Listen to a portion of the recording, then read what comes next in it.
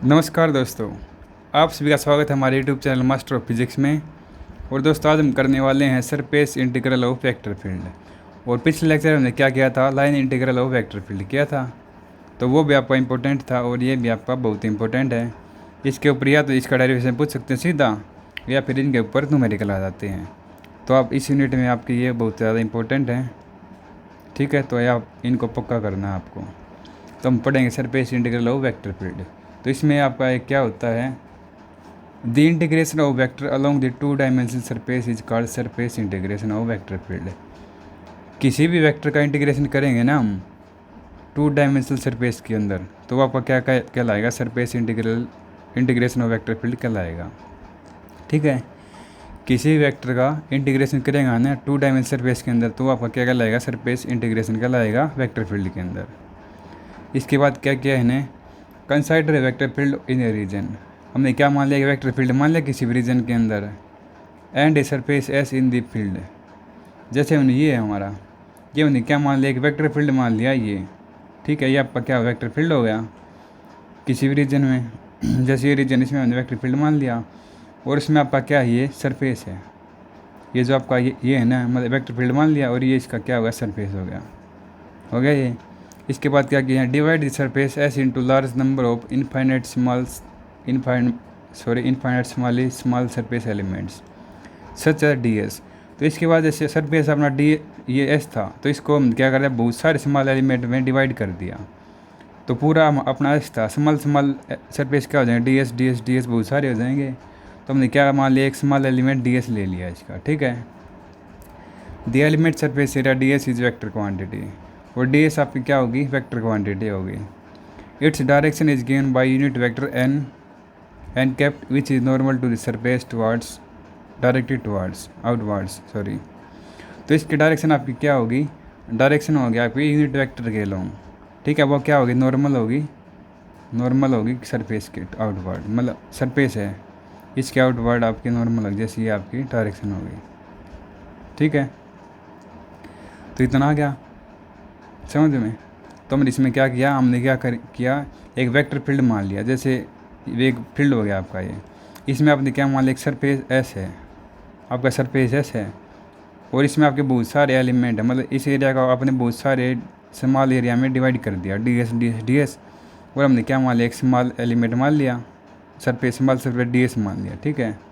और d S क्या अपने क्या है, वेक्टर क्वान्टिटी है वो। और इसकी डायरेक्शन आपको क्या मिलेगी, इसके नॉर्मल सरफेस एरिया के नॉर्मल में मिलेगी, ठीक है। तो ये एन कैप आपकी क्या देता है, डायरेक्शन देता है वेक्टर फील्ड की, होगा ये। और आपकी क्या होगी, सरफेस की आउटवर्ड होगी डायरेक्शन। इसके बाद क्या है, let A be the vector field acting in direction making an angle theta. तो अपना वेक्टर फील्ड अपना ये है, ए है, ये डायरेक्शन में किसके मतलब क्या है, एंगल थीटा के लॉन्ग लग रहा है, मतलब एंगल थीटा बना रहा है, और यूनिट वेक्टर के लॉन्ग। तो क्या है, ये अपना वेक्टर फील्ड है, और किसके लॉन्ग अपना एन जो डायरेक्शन थी ना, उसके लॉन्ग आपका थीटा एंगल बना रहा है। From figure it is clear that component of A along n cap is A cos theta.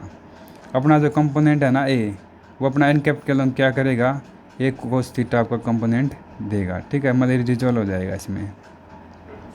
तो इसके बाद क्या है, therefore this component is normal to d S, और आपका एक कंपोनेंट क्या डी एस की नॉर्मल है। Now the number of flux line crossing through the element area d S is given by.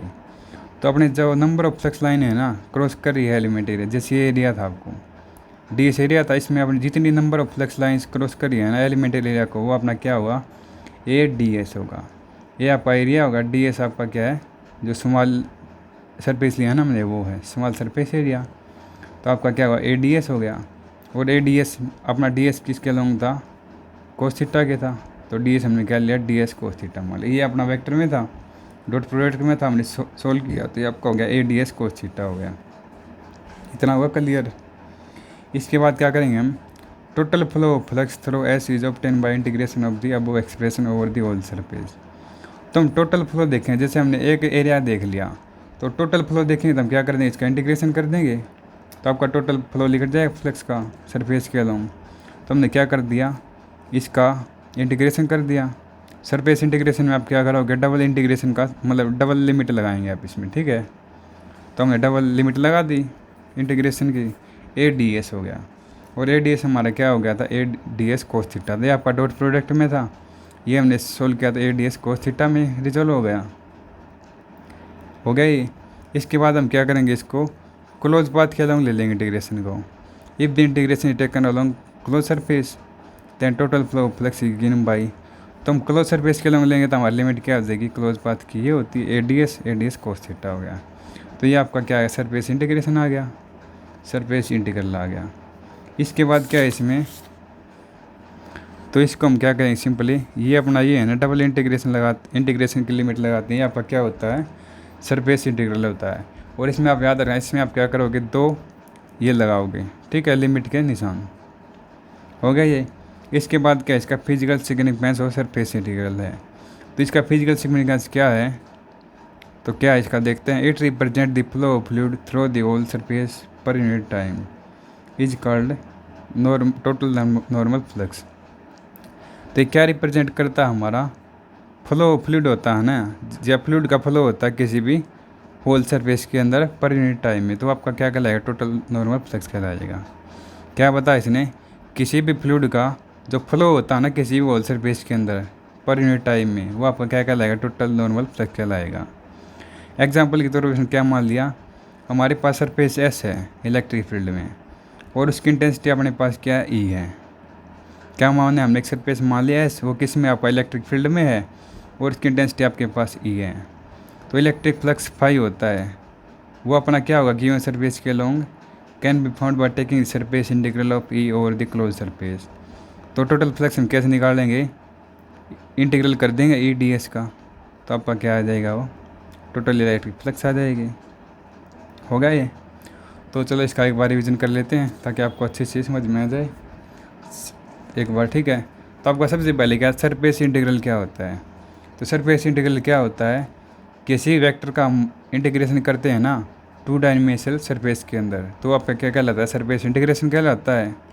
और उसके बाद क्या मान लिया हमने, एक वेक्टर फील्ड मान लिया किसी भी रीजन में, तो ये मतलब ये रीजन था आपका एक्स वाई जेड में, हमने एक रीजन मान लिया ये, ठीक है, रीजन हो गया आपका।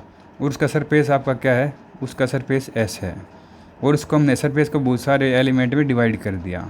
तो बहुत सारे एलिमेंट क्या होंगे, D S D S D S, बहुत सारे डी एस हो जाएंगे। तो हमने क्या मान लिया, एक डी एस एलिमेंट मान लिया, और उसकी डायरेक्शन हमें कैसे पता चलेगी, एलिमेंट की डायरेक्शन हमें मिलेगी ये। तो एन कैप्ट हमें क्या देगा, डायरेक्शन देगा सरफेस की, और वो किसके अलोंग, आपके नॉर्मल में है, ठीक है। और उसके बाद हमने क्या मान लिया, एक वेक्टर फील्ड मान लिया, एक वेक्टर फील्ड आपका ए मान लिया हमने, वो क्या बना रहा है, थीटा एंगल बना रहा है एन कैप्ट के अलोंग, हो गया।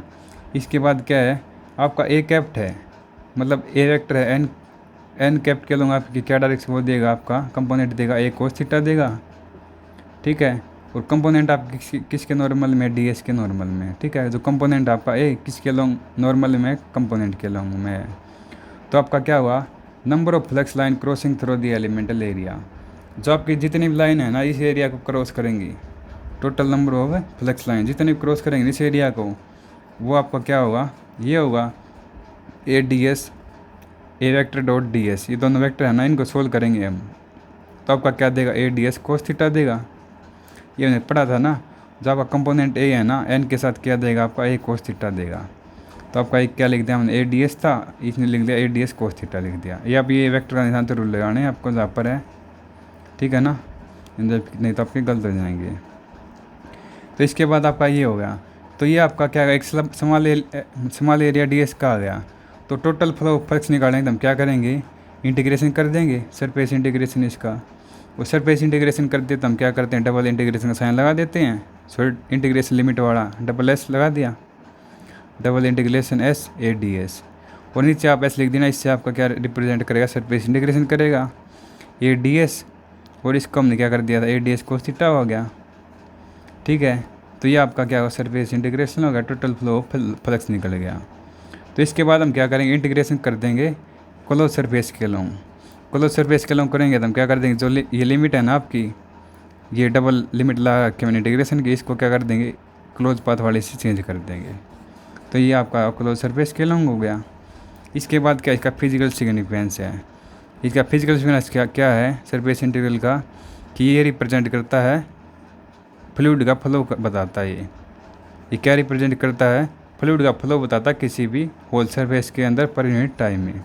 तो आपका क्या हुआ, टोटल नॉर्मल फ्लक्स हो गया।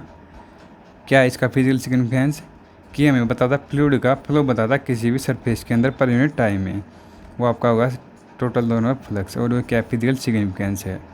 इसका एग्जाम्पलेशन क्या लिया है, हमने कोई भी सरफेस मान लिया एस, किस में आपका इलेक्ट्रिक फील्ड में है और उसकी इंटेंसिटी आपके पास ई है, तो टोटल इलेक्ट्रिक फ्लक्स आपका क्या होगा, ई डी एस होगा।